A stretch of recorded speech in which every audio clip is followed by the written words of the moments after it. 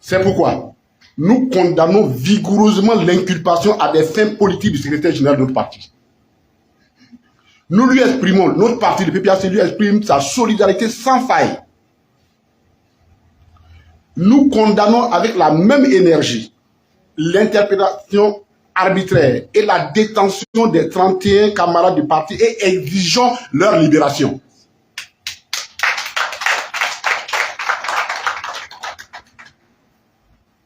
Nous leur apportons tout notre soutien aux camarades qui sont emprisonnés et à leurs familles.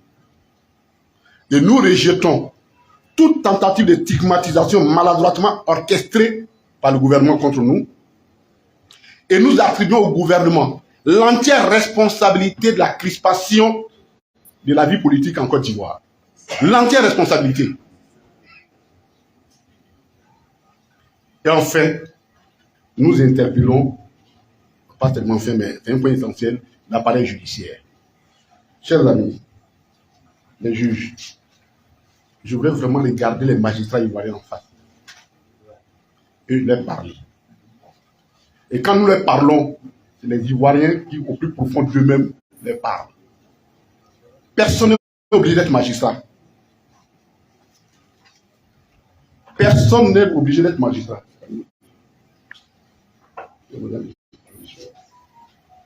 Parce que c'est des fonctions assez contraignantes.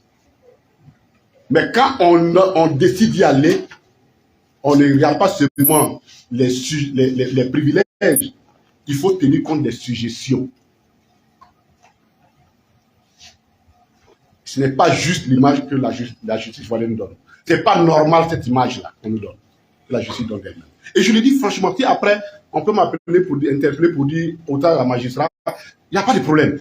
Mais il faut au moins qu'on leur dise là. Un juge n'a pas le droit de se laisser instrumentaliser. Parce que la nature du combat politique, il est toujours conflictuel. Nous sommes en conflit permanent. Parce que vous avez le pouvoir, nous nous battons pour avoir le pouvoir. Donc nous sommes toujours dans une logique de confrontation politique permanente. Celui qui est censé être dans une république, vérifier à ce que les règles, que l'un ne soit pas lésé par rapport à l'autre dans cette compétition, c'est le juge. Mais quand le juge devient militant, ça devient dangereux. Or, nous avons toutes les preuves que les juges font du militantisme. À quoi certains? Dans les dossiers politiques. Et c'est même pas nous qui le disons. C'est la première fois que je parlerai de moi, mais pas parce que je parlerai de moi, mais pour illustrer une position qu'on va faire. Cette décision, c'est la décision de la justice ghanéenne, dans mon cas.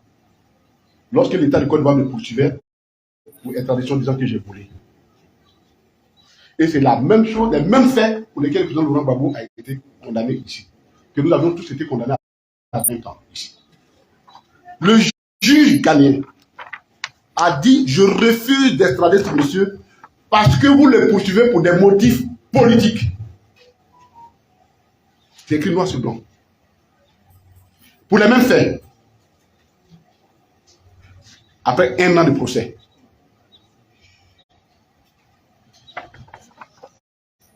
Dans la même veine, et pour rappeler cela, on m'avait arrêté, je n'aime pas beaucoup parler, mais excusez-moi, ce n'est pas de moi, mais en fait, j'utilise ça comme élément pour qu'on comprenne pourquoi ce que nous disons, ce n'est pas du hasard.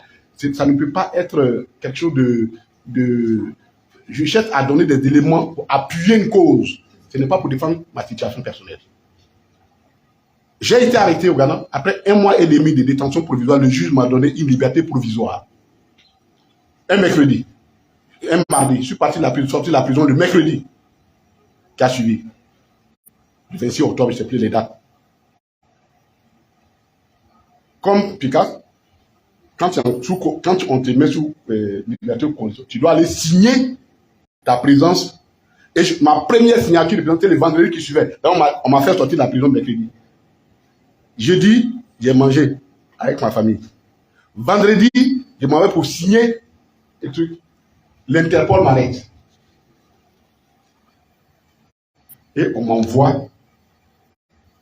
Et quand l'Interpol m'arrête, il y a une couac de policiers ivoiriens que je reconnais aujourd'hui quand je les vois. Et quand on se voit, chacun sait qu'il était venu avec un avion disponible pour venir me prendre. Et sur quoi? Sur la base d'un mandat signé par un juge, une juge, pour meurtre de 2 personnes. Que j'aurais tué 2 personnes. J'aurais tué 2 personnes. Et comme parfois, un de 83 ans et l'autre de 38 ans. Je ne sais pas si tu vas remarquer, ils m'ont que je suis interversé des chiffres. Bon. Après, quand je me suis retrouvé dans la cellule, j'ai ri un peu. Bon. Au moins, si on me dit qu'il a tué des Agnis, des Baoulés, au moins c'est des Koyara. Bon. On aurait pu s'en passer. On aurait pu s'en passer quand même. Si c'est là, au moins, on aurait pu quand même me dispenser de ça. Voilà. Mais, on m'arrête et on m'envoie dans une autre prison où je me tape encore un autre mois et demi quasiment avec les plus grands criminels du Ghana sur la base d'un mandat d'arrêt international pour des faits qui n'ont jamais existé. Et qu'au moment où la juge signait ça, elle savait que c'était faux et c'est parce qu'on lui a demandé. J'aurais pu laisser ma vie. Ce sont des faits factuels. Et un mois après, le juge leur a dit, bon, au moins dites-moi quelles sont les méthodes, quels sont les moyens, quelle est l'analyse de l'état, l'analyse médicale, comment vous dites votre histoire là, pour savoir comment il a été tué. Est-ce que c'est par contusion, c'est une arme rappelons votre histoire là, bizarre. Est-ce que c'est arme blanche? Un mois, le juge attend que le gouvernement ivoirien lui dise.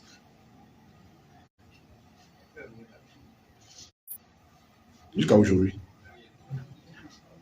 Jusqu'à aujourd'hui. On me dit on était 2, que c'est Désiré Dallo et moi qu'on les avait tués.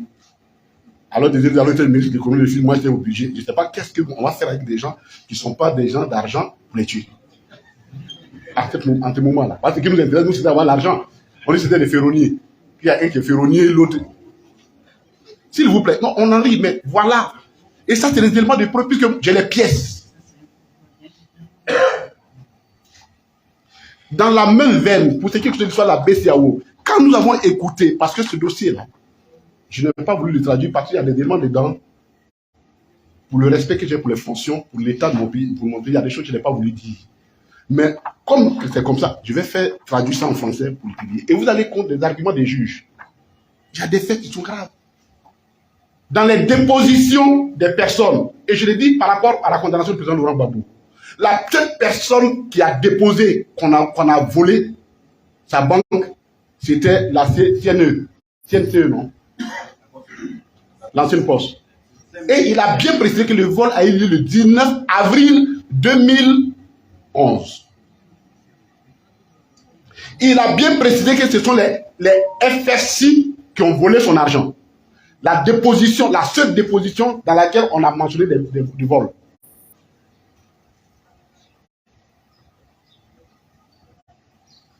Et il a donné l'immatriculation de véhicules même qu'on a déjà été utilisé. Voyez-vous, nous disons ces faits pour attirer l'attention des juges. Le tribunal de l'histoire, il est imprescriptible. Le tribunal de l'histoire, parfois, il vous juge même à titre posthume. Faisons attention à ce que nous faisons. Un magistrat n'est pas obligé d'être manipulé. Surtout que le président Laurent Gbagbo s'est battu pour renforcer leur autorité, leur indépendance. Déjà, lorsqu'on écrivait la Constitution de 2000, c'est notre parti qui a insisté pour que nous changions du statut, la justice a du statut d'autorité, la cinquième autorité dans la Constitution de 1960, passer au statut de pouvoir, au même titre que les 2 autres pouvoirs. Parce qu'avant, ce n'était qu'une seule autorité. Mais quand on finit, le président leur fait leur carrière, une carrière, c'est-à-dire un profit de carrière, assorti de rémunérations conséquentes. C'est le monsieur là qui leur a fait ça. pour les détacher des besoins matériels et renforcer leur indépendance. Et puis ces magistrats, c'est des gens que nous côtoyons, c'est des gens brillants, parce que finalement, quand nous passons les concours pour rentrer, en tout cas, dans l'école, c'est les meilleurs qui rentrent, parce que c'est très sélectif. Donc, ce n'est pas un problème de technicité, c'est un problème d'intégrité morale, de vertu, et de volonté, de responsabilité. Et ça, personne n'a ce médicament, sauf les magistrats eux-mêmes. Sauf les magistrats eux-mêmes. On ne peut pas accepter ça. Quelqu'un qui vient d'exil, il est là depuis 1 an, bientôt 2 ans. Et même maintenant, la période dit qu'il a causé un acte depuis 2021. Il est venu, ça fait 2 ans. Bon, quand vous faites, moi, avec ce que je viens de démontrer, quand vous avez fait ce genre de faux, comment voulez-vous que je vous croie quand vous condamnez quelqu'un d'autre dans une autre matière? Faisons attention à ce que nous faisons. La responsabilité des Ivoiriens, de chacun de nous est importante. C'est trop facile de dire la Côte d'Ivoire, c'est les hommes politiques qui la gâtent. Chacun a sa part de responsabilité et chacun doit faire son travail correctement pour que la Côte d'Ivoire reste. C'est trop facile. On s'entend, c'est Babo Bédié et Ouattara qui gâtent la Côte d'Ivoire. Non, c'est nous tous. À chaque fois que nous avons refusé de faire notre travail ou de le faire malhonnêtement, nous avons participé à la destruction de la Côte d'Ivoire.